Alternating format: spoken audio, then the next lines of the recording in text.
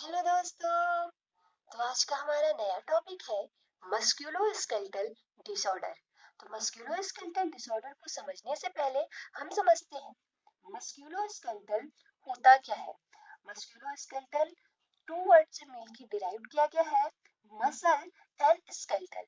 तो स्केलेटल जो होता है हमारे मसल्स एंड सॉफ्ट टिश्यू को फ्रेमवर्क प्रोवाइड करता है, जिससे वो हमारी जो बॉडी वेट है उसको सपोर्ट कर सके, मेंटेन कर सके हमारे पॉस्चर को, और हमारी जो मूवमेंट हो रही है उनमें हेल्प कर सके। तो मस्कुलोस्केलेटल सिस्टम में क्या क्या इंक्लूड होता है। हमारे मस्कुलोस्केलेटल सिस्टम में bones, cartilage, ligaments, tendons and connective tissue, इनका क्या वर्क है। ये हमारे बॉडी वेट को सपोर्ट करते हैं और हमारे पोस्चर को मेंटेन करते हैं, साथ ही साथ हमें कोई भी मूवमेंट कराने में हेल्प करते हैं। तो अब हम मस्कुलोस्केलेटल के बारे में तो आपको समझ में आ गया होगा कि मस्कुलोस्केलेटल क्या होता है या मस्कुलोस्केलेटल सिस्टम क्या क्या होता है, क्या क्या इनमें प्रेजेंट होता है चीजें। तो मस्कुलोस्केलेटल स्केलेटल डिसऑर्डर में ऐसे डिसऑर्डर को डिस्कस करेंगे जो हमारे मूवमेंट करने में प्रॉब्लम क्रिएट करता हो, मूवमेंट में डिस्टरबेंस कॉज करता हो, और हमारे पोस्चर में डिस्टरबेंस कॉज करता हो, हमें मूवमेंट करने में डिफिकल्टीज हो या पेन हो। तो ऐसे डिसऑर्डर को हम मस्कुलोस्केलेटल डिसऑर्डर बोलेंगे। ठीक है। इसके सबसे कॉमन जो एग्जांपल है वो है अर्थराइटिस। इसका सबसे कॉमन एग्जांपल है arthritis. Arthritis usually two word से मिलकर बना होता है, अर्थ एंड आइटिस। ठीक है।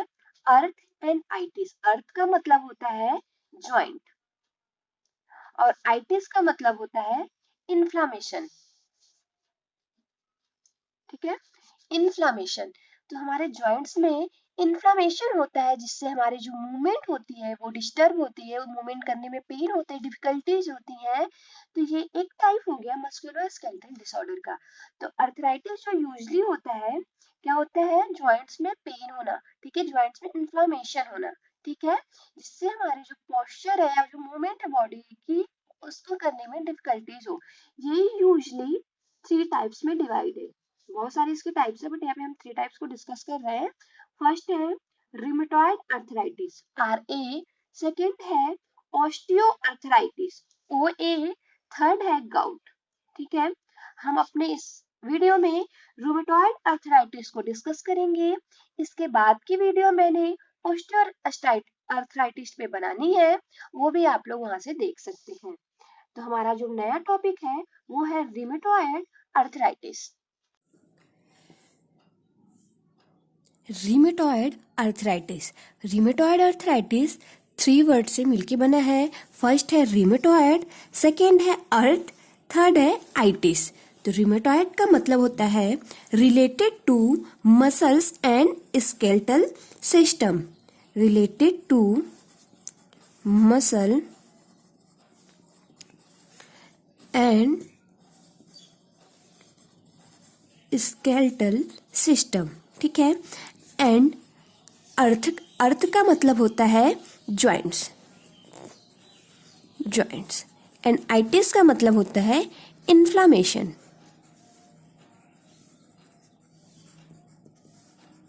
ठीक है। तो आपको हमने बताया है ही है कि हमारे मस्कुलोस्केलेटल या मसल्स और स्केलेटल सिस्टम क्या क्या हैं। हमारे बोन्स हो गए, हमारे बोन्स, लिगामेंट, कार्टिलेज, टेंडेंस, ये सारे हमारे मस्कुलोस्केलेटल सिस्टम हैं। तो इनमें, इनके ज्वाइंट्स में, ठीक है, हमारे बोन्स हो गए, कार्टिलेज हो गए, जो लिगामेंट्स हैं, इनके ज्वाइंट में अगर इन्फ्लामेशन कॉज हो रहा है, ठीक है, ज्वाइंट्स में इन्फ्लामेशन कॉज हो रहा है, तो उसको हम रिमेटॉयड अर्थराइटिस बोलेंगे। ठीक है। Also known as the inflammation of joint. ठीक है, इसको हम इन्फ्लामेशन ऑफ ज्वाइंट्स भी बोलेंगे। ठीक है, रिमेटॉयड अर्थराइटिस को और क्या बोल सकते हैं, इन्फ्लामेशन ऑफ ज्वाइंट। रिमेटॉयड अर्थराइटिस को हम R1 से भी डिनोट करते हैं। ठीक है, इसकी डिफिनेशन को देख लेते हैं। रिमेटॉयड arthritis is a chronic autoimmune disorder that cause the joint pain and joint become too swollen, warm, stiff and deformed. Rheumatoid arthritis एक क्रोनिक ऑटो इम्यून डिसऑर्डर है। ठीक है, क्रोनिक ऑटो इम्यून डिसऑर्डर होता है। ऑटो इम्यून डिसऑर्डर का मतलब हमारे immune system का, हेल्दी इम्यून सिस्टम है उसका क्या वर्क होता है, वो हमें किसी भी डिजीज एंड इन्फेक्शन के अगेंस्ट प्रिवेंट करती है, प्रोटेक्ट करती है, ठीक है, डिफेंड करती है।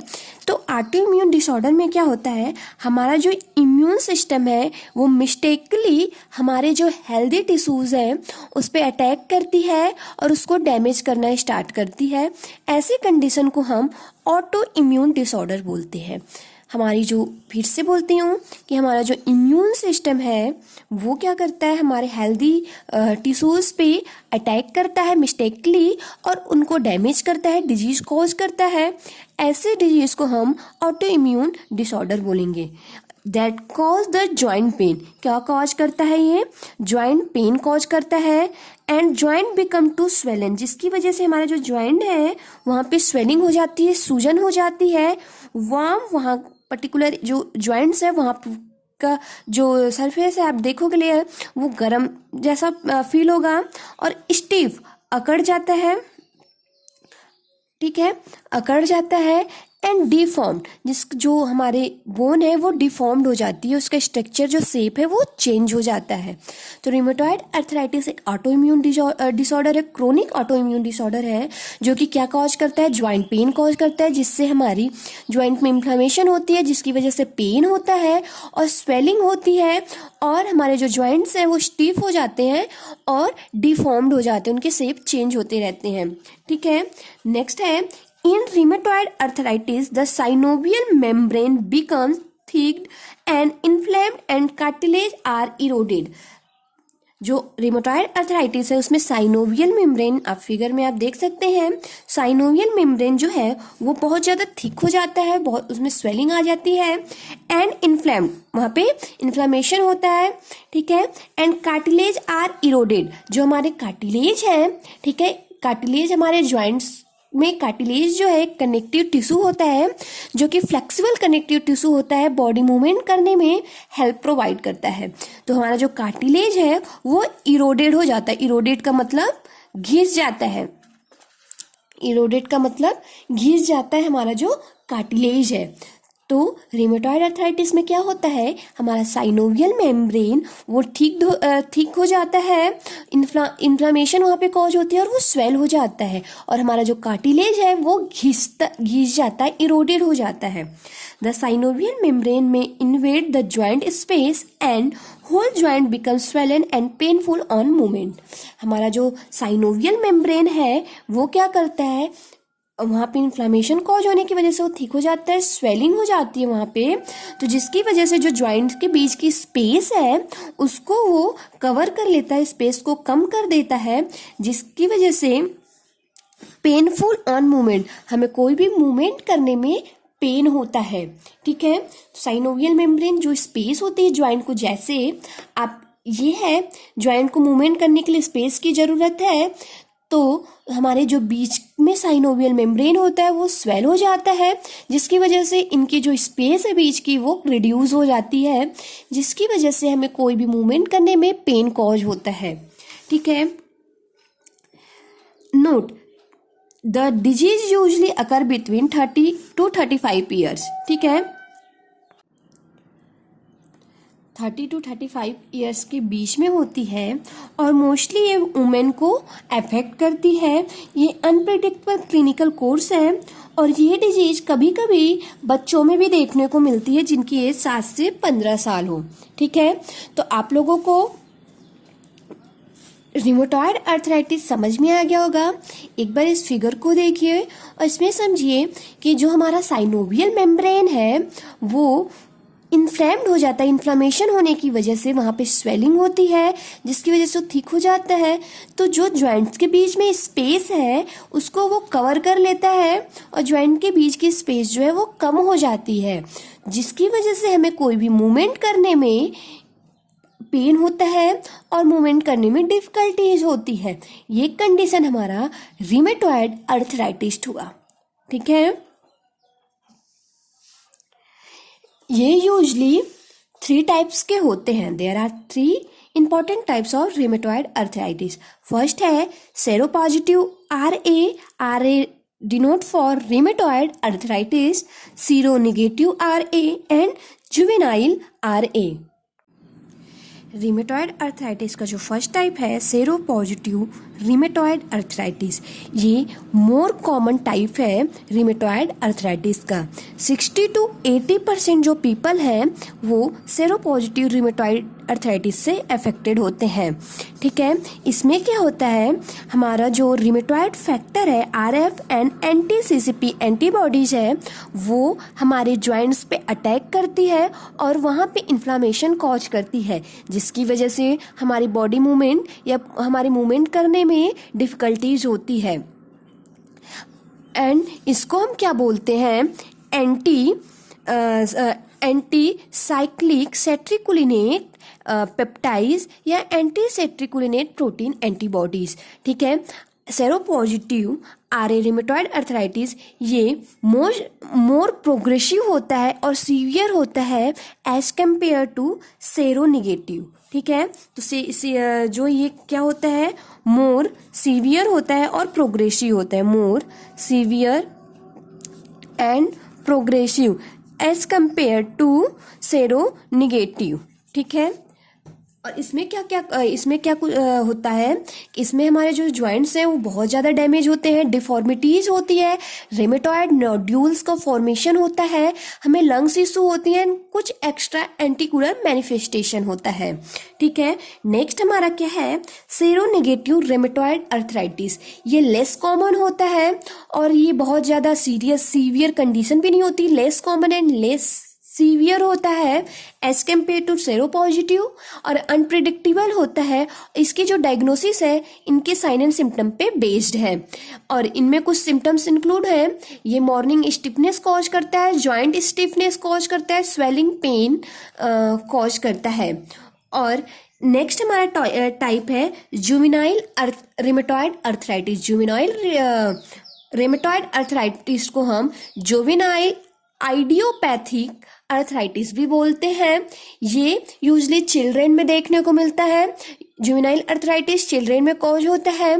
इसमें क्या होता है, जो चिल्ड्रेन होता है जुवेनाइल अर्थराइटिस से अफेक्टेड, उसको fever, rashes, swelling, lymph nodes ऐसे कुछ सिम्टम्स देखने को मिलते हैं। तो ये हमारे टाइप्स हैं। इसको आप हमारा PDF नोट्स आप डाउनलोड कर सकते हैं और जो चीज़ें हम बता रहे हैं उसमें अलग से पॉइंट्स मेंशन कर सकते हैं। हमारा नेक्स्ट टॉपिक है stages of rheumatoid arthritis. Rheumatoid arthritis के 4 स्टेजेस होते हैं। स्टेज 1 में क्या होता है, हमारा जो इम्यून सिस्टम है वो मिस्टेकली हमारे ज्वाइंट टिश्यू पे अटैक करता है। स्टेज 2 में क्या होता है, हमारी जो बॉडी है एंटीबॉडीज बनाने लगती है और हमारे जॉइंट्स में स्वेलिंग स्टार्ट हो जाती है। स्टेज 3 में क्या होता है, स्वेलिंग होने की वजह से हमारी जो जॉइंट्स है वो बेंट नहीं हो पाती, मुड़ नहीं पाती है। ठीक है, मूवमेंट नहीं हो पाता है प्रॉपर, वहाँ पे डिफॉर्म्ड हो जाती है और हमारे जो फिंगर है वो क्रुक्ड हो जाते हैं। ठीक है, और सीवियर पेन, नर्व पेन भी स्टार्ट हो जाता है। और अगर हम इसकी ट्रीटमेंट नहीं करते हैं तो ये हमारे लास्ट स्टेज मतलब स्टेज 4 पे पहुंचेगा। ठीक है, if not treated the disease will progress to the last stage in which there no joints remaining at all and the joint is essentially fused. हमारे जो जॉइंट्स हैं वो इसेंशियली फ्यूज्ड हो जाएंगे जब हमारे रिमेटॉइड अर्थराइटिस की स्टेज 4 पे पहुंचेगा। तो होप करती हूँ आपको ये चीजें समझ में आई होंगी। अब हम अपने नेक्स्ट पॉइंट ईटियोलॉजी पे चलते हैं। नेक्स्ट है ईटियोलॉजी। रिमेटॉइड अर्थराइटिस की ईटियोलॉजी को हम 2 पार्ट्स में डिवाइड कर लेते हैं। पहला है जेनेटिक फैक्टर एंड सेकेंड है इन्वायरमेंटल फैक्टर। ठीक है, तो सबसे पहले हम जेनेटिक फैक्टर को देखते हैं। जेंडर रिस्पॉन्सिबल होता है। For example, women are more likely than men to develop rheumatoid arthritis. Women में ज़्यादा केसेस देखने को मिलती हैं एज कम्पेयर टू मेन। ठीक है, तो जेंडर भी रिस्पॉन्सिबल होता है। नेक्स्ट है एंटी सेट्रिकुलिनेट प्रोटीन एंटीबॉडीज। ठीक है। एंटी सेट्रिकुलिनेट प्रोटीन एंटीबॉडीज, मैंने बताया था कि सेरोपॉजिटिव रूमेटॉइड अर्थराइटिस है, उसमें हमारा जो आरएफ फैक्टर है, rheumatoid factor and anti citrullinated protein antibodies हमारे ज्वाइंट पे अटैक करता है और वहाँ पे इन्फ्लामेशन कॉज करता है।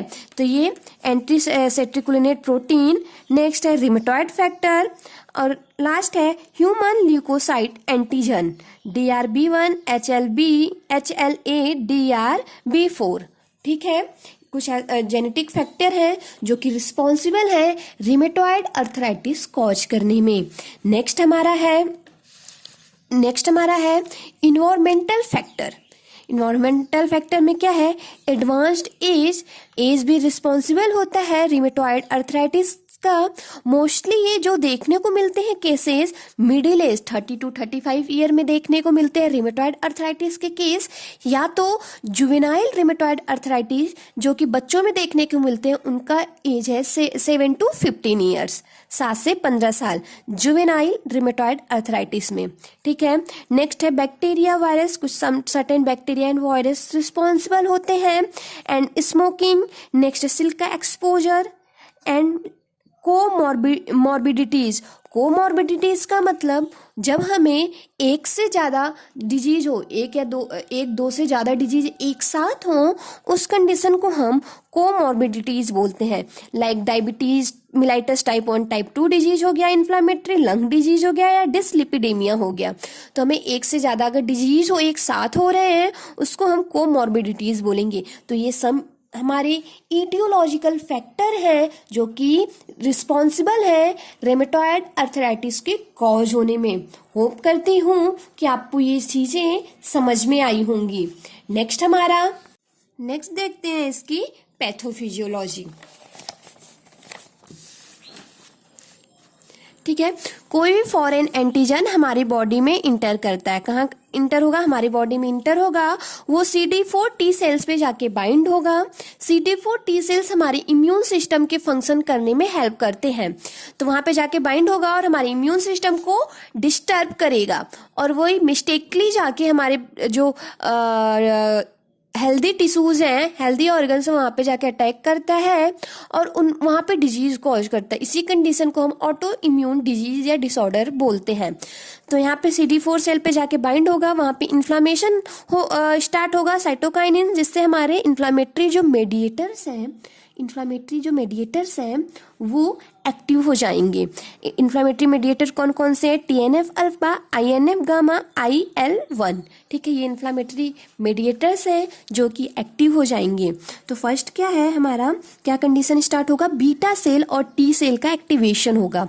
ठीक है, जिससे हमारा initiate hyper immune response blood में ज़्यादा हो जाएगा, इनिशिएट हाइपर इम्यून रिस्पॉन्स होगा इन ब्लड, और एंटी IgG एंटीबॉडी मतलब RF रिमेटॉइड फैक्टर्स डेवलप होंगे। नेक्स्ट क्या है, इंडोथेलियल सेल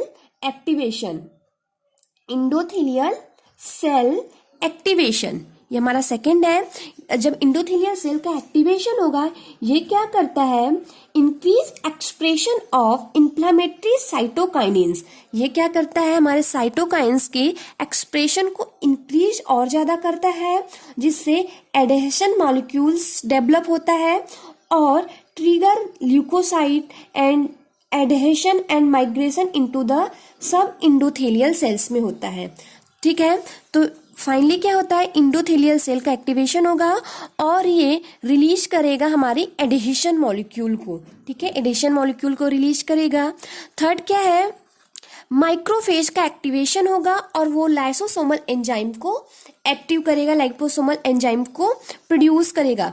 फिर ये तीनों मिला के क्या करते हैं, formation of immune complex inflammatory cell within the joint space. क्या होता है, हमारे ज्वाइंट के बीच की जो स्पेस है वहाँ पे इन्फ्लामेशन कॉज होने की वजह से वो स्पेस जो है वो कम हो जाएगा, फॉर्मेशन ऑफ इम्यून कॉम्प्लेक्स होगा, ठीक है। Inflammatory cell within the joint space, जो ज्वाइंट्स की स्पेस है वहां पे इन्फ्लामेशन कॉज होगा, ठीक है। Inflammatory damage to synovium vessels, हमारा जो साइनोवियल वेसल्स है, साइनोवियल मेम्ब्रेन है, वहां पे इन्फ्लामेशन कॉज होगा और उससे वो मेम्ब्रेन डैमेज होगा। फिर नेक्स्ट क्या है, destruction of cartilage bone fibrosis and ankylosis, हमारा जो कार्टिलेज है वो क्या होता है, वो डिस्ट्रैक्ट हो जाएगा, वो इरोजन होने लगता है, वहां पे इरोडेड होने लगता है। और एंक्यूलोसिस का मतलब होता है, ankylosis is the stiffness of a joint due to abnormal adhesion and rigidity of bones of the joints which may be result of injury और डिजीज। एंकोलॉजमेंट क्या होता है, हमारा जो ज्वाइंट है वहां पे स्टिफनेस हो जाता है, वो अकड़ जाता है। क्यों अकड़ता है, एडेशन, एबनॉर्मल एडेशन और रेजिडिटी से, एडेशन मॉलिक्यूल के ज्यादा रिलीज होने की वजह से या तो रेजिडिटी बहुत ज्यादा घिसने की वजह से ये डेवलप होता है और हमारी बोन्स में डिजीज कॉज करता है। तो ये कंडीशन एंक्यूलोसिस कहलाता है। और उसके बाद क्या होता है, ज्वाइंट डिफॉर्मिटीज का मतलब हमारा जो ज्वाइंट है वो डिफॉर्म्ड हो जाते हैं, उनकी शेप जो है वो चेंज हो जाती है। ये फुल पैथोफिजियोलॉजी है रेमेटॉइड अर्थराइटिस का। होप करती हूँ आप सबको समझ में आया होगा। नेक्स्ट हमारा है क्लिनिकल मैनिफेस्टेशन में क्या होता है, painful tenders and swollen joints, हमारे जो ज्वाइंट्स हैं वो स्वेल हो जाएंगे और हमारे टेंडर्स में पेन होगा। टेम्परेचर में बी रेज्ड, हमारी बॉडी टेम्परेचर है वो ज्यादा हो जाएगी।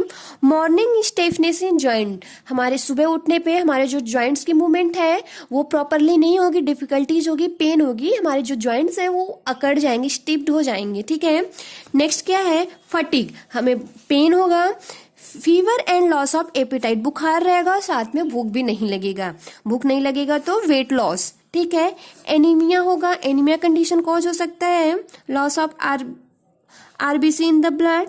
एनोरेक्सिया, लॉस ऑफ एपेटाइट, ठीक है, लॉस ऑफ एपेटाइट भी होगा। और स्प्लीनोमेगली, हमारा जो स्प्लीन है उनकी साइज जो है वो लार्ज हो जाएगी, ठीक है। ये कुछ कॉमन सिम्टम्स हैं जो कि रेमेटॉइड अर्थराइटिस पेशेंट में देखने को मिलते हैं। नेक्स्ट क्या है, फ्लेरे का मतलब यहाँ पे वर्ड है sudden, is the sudden appearance, एक सडन अपीयरेंस है। इंक्रीज और worsening of rheumatoid arthritis symptoms such as a pain, inflammation, redness, warmth और टेंडरनेस, ठीक है। नेक्स्ट है, flare can last for days और weeks. Earlier rheumatoid arthritis tend to affect your smaller joints, सबसे पहले जो रेमेटॉइड अर्थराइटिस स्टार्ट होता है वो हमारे स्मॉल ज्वाइंट्स को अफेक्ट करता है। First particular joints that attach your finger, हमारे फिंगर में ये ज्वाइंट्स हो गया, finger to your hands and your to to your feet, हमारे टोज जो है अंगूठा है और हमारे फीट जो हमारे पैर है, उनके जो ज्वाइंट्स हैं, सबसे पहले जो रेमेटॉइड अर्थराइटिस अफेक्ट करता है वो स्मॉलर ज्वाइंट्स से स्टार्ट करता है। देन अगर ये डिजीज ट्रीट नहीं किया जाता है तो प्रोग्रेसिवली लार्ज ज्वाइंट्स तक पहुंचता है। As the disease progresses, symptoms often separate to the wrist, knee, ankles, elbow, hip and shoulder. फिर उसके बाद ये जो लार्ज जो हमारे बड़े ज्वाइंट्स हैं वहाँ पे ये प्रोग्रेस होता है जब इसकी ट्रीटमेंट प्रॉपर टाइम पे नहीं की जाती है। तो ये हमारे कुछ सिम्टम्स हैं, क्लिनिकल मैनिफेस्टेशन है जो कि रिमेटॉइड अर्थराइटिस पेशेंट में देखने को मिलते हैं। नेक्स्ट क्या है, इसकी ट्रीटमेंट कैसे करेंगे। फर्स्ट क्या है, नॉन फार्माकोलॉजिकल ट्रीटमेंट में क्या है, take maximum rest preferably during night, ठीक है। जो पर्सन रिमेटॉइड अर्थराइटिस का है उसको प्रॉपरली रेस्ट दिया जाए, स्पेशली नाइट में। Carry out gradual exercise to maintain joint stress, कुछ ग्रेजुअली एक्सरसाइज करें, बहुत ज्यादा हार्ड एक्सरसाइज नहीं करना चाहिए, ग्रेजुअली एक्सरसाइज करें जो कि आपके ज्वाइंट्स को स्ट्रेंथ प्रोवाइड करे, ठीक है, हेल्दी रखे। Next, take healthy diet. भाई अच्छा खाना ही, मुझे तो लगता है 80% बीमारी से आप वैसे ही फ्री हो जाओगे अगर अपने आप लाइफ स्टाइल और डाइट को अच्छा रखते हो तो टेक हेल्दी डाइट, ठीक है। आप कुछ अच्छा खाएं जो हेल्दी हो आपके हेल्थ के लिए। नेक्स्ट है फार्माकोलॉजिकल ट्रीटमेंट। सम फार्माकोलॉजिकल ट्रीटमेंट हैं जो सर्टेन कैटेगरी ऑफ ड्रग्स हैं जिनको देने से रेमेटॉइड अर्थराइटिस ठीक हो सकता है, डायग्नोसिस हो सकती है उसकी। पहला है anti inflammatory drugs. Anti inflammatory drugs जो है वो यूजली कंट्रोल करते हैं इन्फ्लामेशन पे, ठीक है। ये क्या करते हैं, कंट्रोल करते हैं स्वेलिंग और इन्फ्लामेशन का, ठीक है। कंट्रोल स्वेलिंग और इन्फ्लामेशन। एग्जाम्पल क्या है, एस्प्रिन, आइब्रूफेन एंड डाइक्लोफिनॉक। नेक्स्ट क्या कैटेगरी है, कॉर्टिकोस्टेरॉइड, ठीक है। कॉर्टिकोस्टेरॉइड क्या करता है, कंट्रोल करता है पेन को, ठीक है। पेन को कंट्रोल करता है, ये स्वेलिंग और इन्फ्लामेशन को कंट्रोल करता है। कॉर्टिकोस्टेरॉइड का एग्जांपल है प्रेडनिसोन। नेक्स्ट है anti rheumatic drugs. Anti rheumatic drugs जो है वो क्या करते हैं, हमारे जो आरएफ फैक्टर है, रूमेटॉइड फैक्टर है, ठीक है, उसको इनहिबिट करते हैं एंटी रूमेटिक ड्रग। तो इसके एग्जांपल क्या है, गोल्ड कंपाउंड और पेनिसिलामीन, ठीक है। उसके